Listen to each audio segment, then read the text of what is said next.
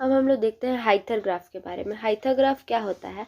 तो it is a type of climograph. Climograph का मतलब क्या होता है कि ये एक ग्राफ रहता है जो कि रिप्रेजेंट करता है किसी भी एरिया में क्लाइमेट कैसा है। मतलब कोई एक पर्टिकुलर एरिया है, उस एरिया का क्लाइमेट कैसा है, हॉट वेदर है वहाँ पर, कोल्ड वेदर है वहाँ पर, मॉइस्ट क्लाइमेट हो रहा है, ड्राई क्लाइमेट हो रहा है, इस क्लाइमेट को वो रिप्रेजेंट करता है, उसी को हम लोग क्लाइमोग्राफ बोलते हैं। तो हाइथरग्राफ जो है वो भी एक तरह का क्लाइमोग्राफ है, क्योंकि ये भी क्लाइमेट को रिप्रेजेंट करने में मदद करता है। It is devised by G Taylor in 1949, यानी कि 1949 में जो डी टेलर थे, ये एक जियोग्राफर थे, या इन्होंने इसे डिवाइस्ड किया था।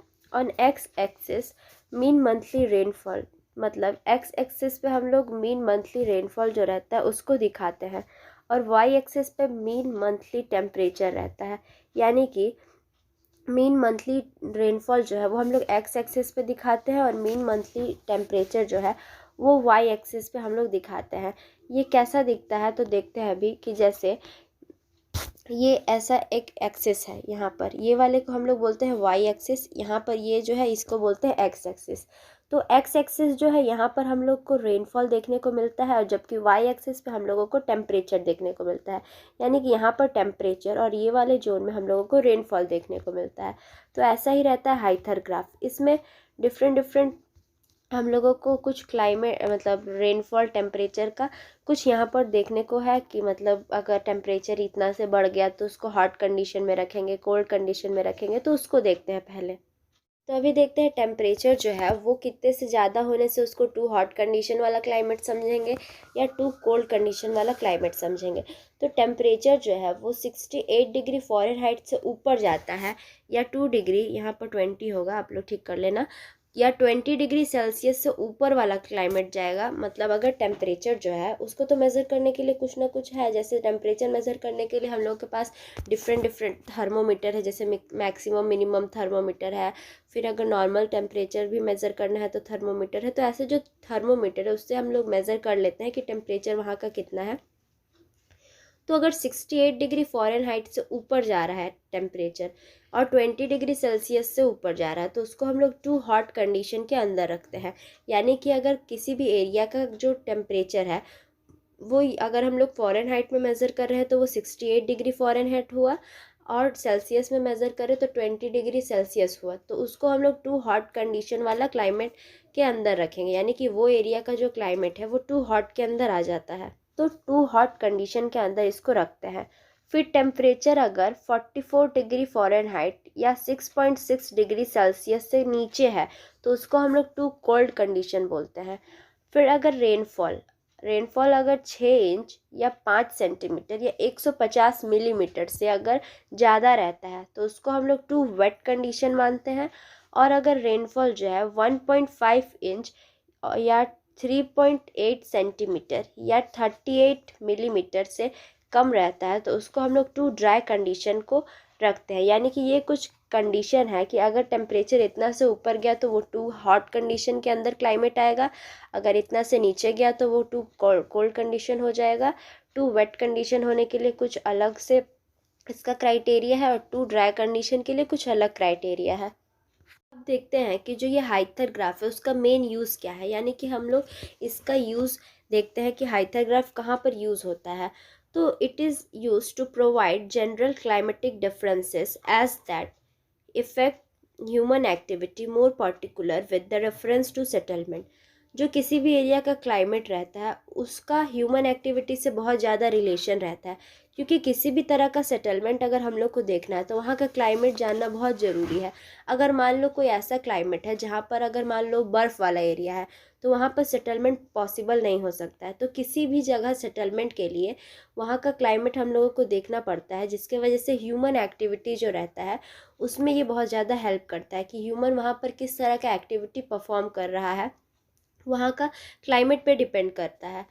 फिर मेन यूज़ है इसका क्या, और कि it shows the relationship between the rainfall and temperature. जो हाइथरग्राफ रहता है वो रेनफॉल और टेम्परेचर का बीच का रिलेशनशिप दिखाता है।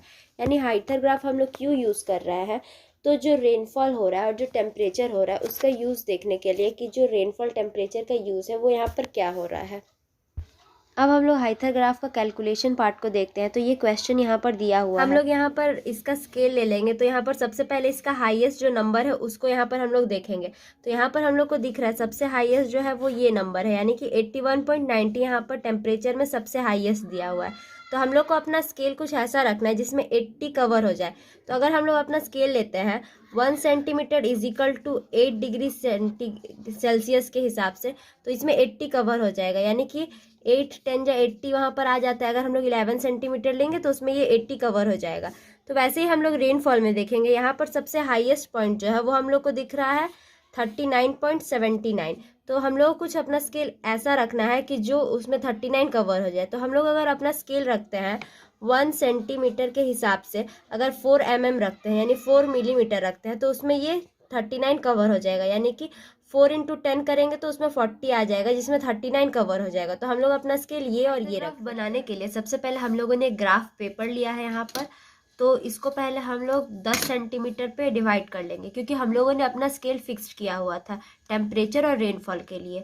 तो सबसे पहले हम लोग यहाँ पर 10-10 सेंटीमीटर या फिर 11 सेंटीमीटर के इंटरवल पर यहाँ पर एक लाइन ड्रॉ कर लेंगे हम लोग सबसे पहले, ठीक है। तो इधर हम लोगों ने ड्रॉ कर लिया एक लाइन, और वही सेम प्रोसेस हम लोग को नीचे भी अप्लाई करना है। तो नीचे भी हम लोग 10 सेंटीमीटर या 11 सेंटीमीटर के इंटरवल पर एक लाइन को ड्रॉ कर लेंगे। तो ये हमारा लाइन यहाँ पर ड्रॉ हो चुका है।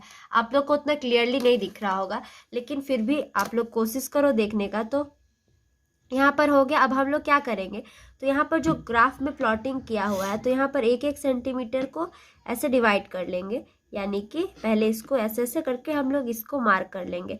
इसके बाद हम लोग इसका जो इंटरवल लिया हुआ है उसको हम लोग यहाँ पर लिख लेंगे। सेम हम लोग इस तरफ के लाइन में भी ऐसा ही करेंगे। तो यहाँ भी हम लोग यहाँ पर इंटरवल को ड्रॉ कर लेंगे। हम लोगों ने यहाँ पर सब नंबर को प्लॉटिंग कर लिया है। हम लोग देखेंगे कि जो हम लोगों ने अपना इंटरवल लिया था, तो यहाँ पर 4-4 का इंटरवल लिया था और इधर 8 का इंटरवल लिया था। तो वैसे ही हम लोगों ने इधर भी प्लॉटिंग कर लिया है और इधर भी प्लॉटिंग कर लिया है। तो ये हम लोग देखेंगे, तो ये हमारा रेनफॉल का है, यानी कि हम लोग जानते हैं कि जो हमारा एक्स वाला एक्सिस है, यहाँ पर हम लोग रेनफॉल दिखाते हैं, जो कि हम लोग को मिलीमीटर में दिया हुआ है। तो ये हम लोग यहाँ पर रिप्रेजेंट कर रहे हैं। और ये वाला जो हमारा यहाँ पर लाइन है, तो यहाँ पर हम लोग क्या डिनोट कर रहे हैं, तो ये हमारा टेम्परेचर का लाइन है। तो सेम हम लोग इधर टेम्परेचर लिख लेंगे, यानी कि यहाँ वाला जो पॉइंट है इधर टेम्परेचर लिख लेंगे। टेम्परेचर हमारा किस चीज़ में रिप्रेजेंट कर रहा था, तो डिग्री सेल्सियस में। तो यहाँ पर हम लोग उसका भी यहाँ पर प्लॉटिंग कर लेंगे। तो इतना हमारा यहाँ पर हो गया। इधर हम लोगों ने रेनफॉल का कर लिया और इधर हम लोगों ने टेम्परेचर का कर लिया। तो अब हमारा बारी आता है नेक्स्ट स्टेप का। तो यहाँ पर हम लोग नंबर प्लॉटिंग करेंगे। तो ये हम लोग देखेंगे कि ये हमारा क्वेश्चन दिया हुआ था हमारे पास, जिसमें यहाँ एवरेज मंथली टेम्परेचर जो है, तो ये वाला जो लाइन है, मतलब यहाँ पर जो दिया हुआ है हमें, वो हम इधर वाले में रिप्रेजेंट करेंगे। यानी कि इधर हम लोग देखेंगे कि यहाँ पर ये वाला डाटा कहाँ पर मैच कर रहा है, और इस कॉलम में रेनफॉल देखेंगे, यानी कि रेनफॉल वाला जो दिया है वो इधर देखेंगे।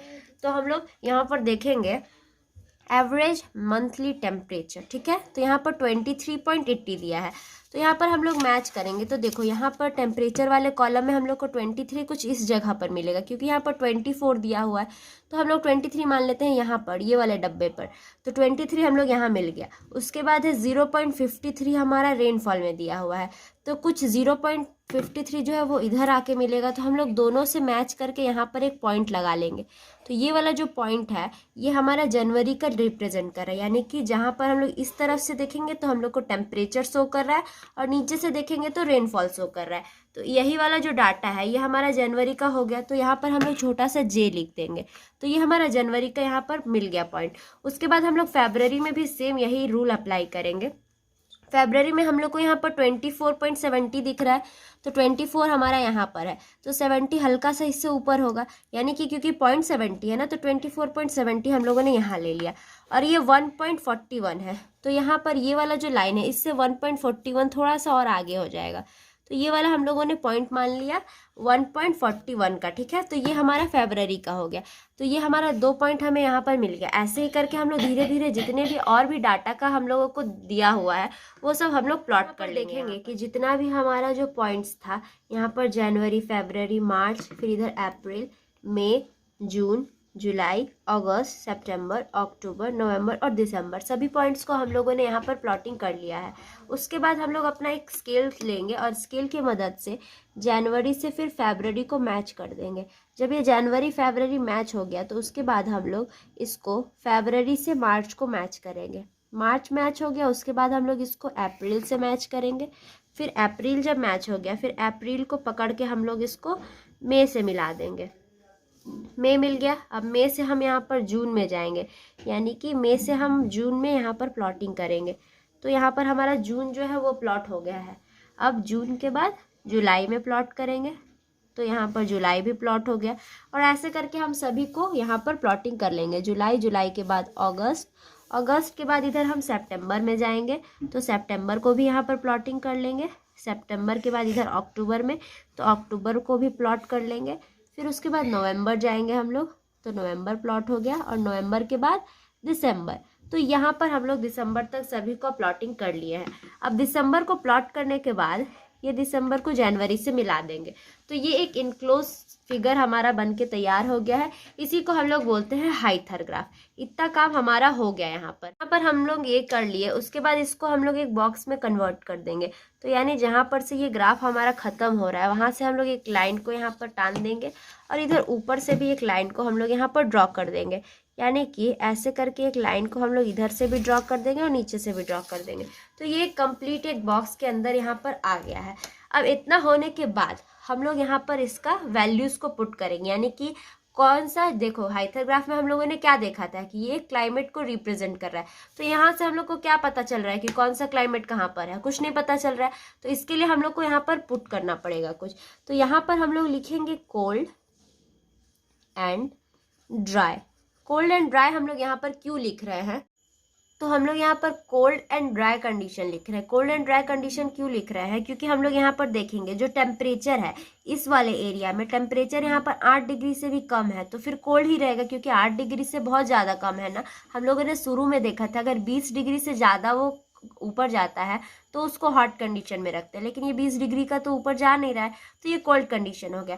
और रेनफॉल देखेंगे तो ये भी 4 mm के अंदर ही आ रहा है, तो ये कोल्ड एंड ड्राई कंडीशन हो गया। उसी की तरह हम लोग इस एरिया में अगर देखेंगे तो ये हो जाएगा कोल्ड एंड मॉइस्ट।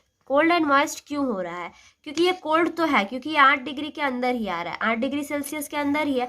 और मॉइस्ट इसलिए हो जा रहा है क्योंकि यहाँ पर रेनफॉल देखो 44 mm तक चला जा रहा है, यानी कि तो बहुत ज़्यादा बारिश हो रहा है, तो मॉइस्ट कंडीशन यहाँ पर फॉर्म हो जा रहा है। उसी तरह हम लोग इस जोन में देखेंगे तो यहाँ पर हो जाएगा हमारा warm and moist.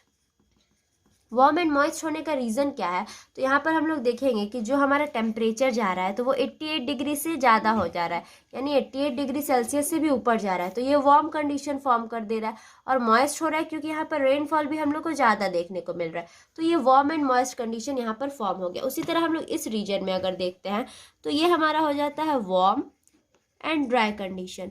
Warm and dry condition होने का कारण क्या है, क्योंकि यहाँ वार्म है क्योंकि यहाँ पर टेम्परेचर बहुत ज़्यादा है, और ड्राई हो रहा है क्योंकि यहाँ पर रेनफॉल देखो, रेनफॉल तो ज़्यादा हो ही नहीं रहा है।